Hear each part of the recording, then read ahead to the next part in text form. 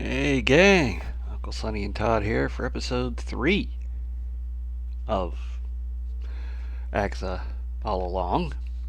And as you can see, getting out my Halloween tree, as we're only a few days from October. And this is a fun episode until we get to the end.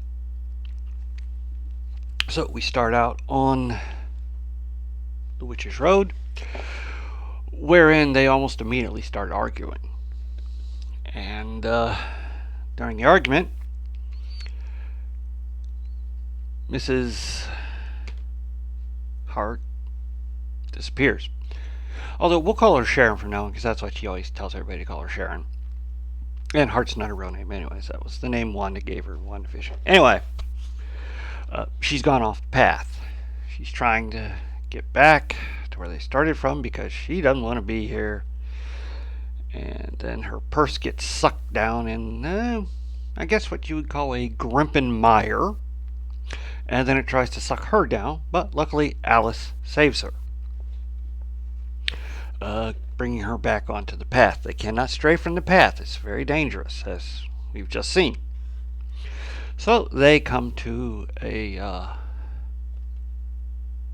very bright field with a beautiful house. First test. Each one of them will be tested to see that they're worthy to make it to the end of the Witch's Road. The house has a lot of moon decorations on the door, so everything falls around the phases of the moon. They go in and are immediately changed into clothes that are, I guess you'd call 90s yuppie. And they find a card with a riddle on it. And then they find a bottle of wine with 5 glasses. Well, obviously this is the test. Oh, also, all the doors are sealed and they can't get out. Well, they decide they're going to have to drink the wine. Sharon just chugs a glass because she's had a rough day. Don't judge her. So they all take a glass, except for Teen. He's not 18, you know. He's still a teenager. And they all go over to the living room, sit on the couches and chairs, and start to drink, while Agatha surreptitiously pours her out into a plant. What she doesn't notice is that the glass immediately refills. Nobody's getting out of that. Then Sharon's face starts to bloat. Then all their faces start to bloat. Except for Agatha, who pulls her hair around so that they can't really see her face, like she's embarrassed. And then it goes away. This causes Jen to realize the answer to the riddle is the type of poison the wine was filled with. After the bloating, they will then suffer hallucinations, which will then eventually lead to death. That's when they discover Wanda didn't actually drink her wine. She tries to break through a window but only cracks it to get away, but when they hand her the wine, she throws the glass down and it shatters, only to have another empty glass fill back up. She has to drink the wine. So she does. Then Sharon pops up, starts yelling about Wanda, and passes out. She had more wine than anyone, and she's affected quicker. Okay, the hallucinations are starting. They've got to figure out the antidote. So Jen thinks, and she says, "Okay, I need these ingredients, but they're ingredients that have old-timey stuff. You know, I need, like the spawn of a flowering insect, i.e. honey, that kind of stuff." So they all start searching, and they all started having hallucinations. Well, except for Agatha, she drank hers later. So Lily, the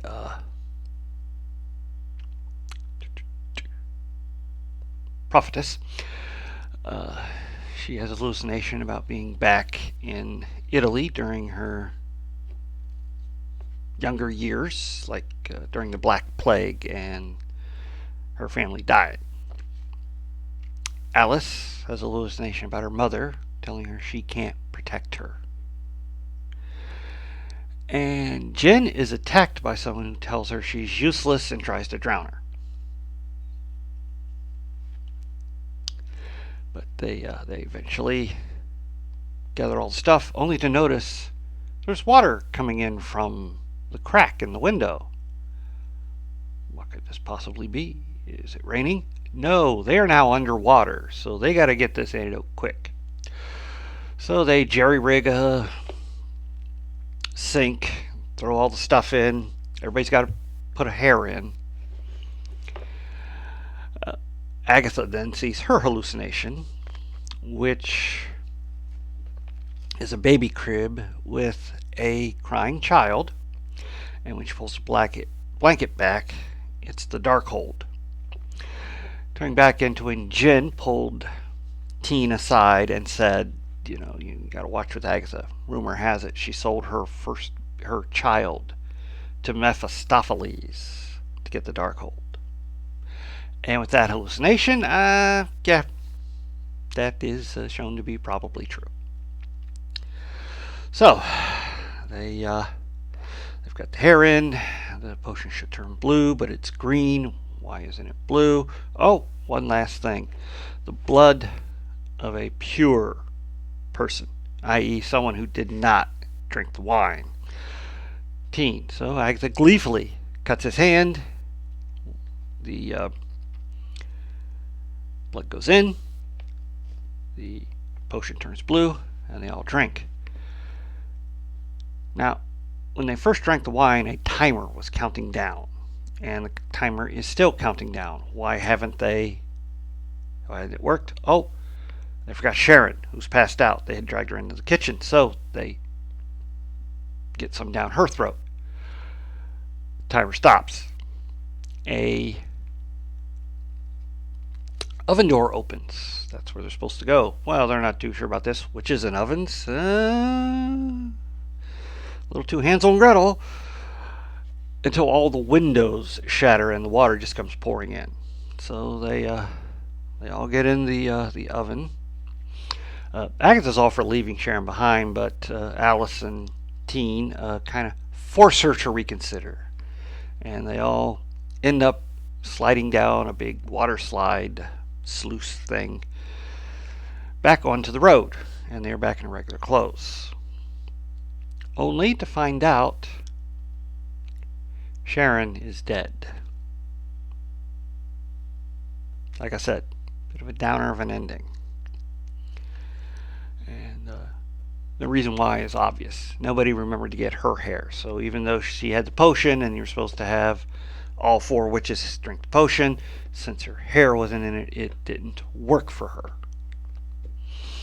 And it is sad. We had learned in a previous episode that her husband had already passed away, so she was kind of alone in the world.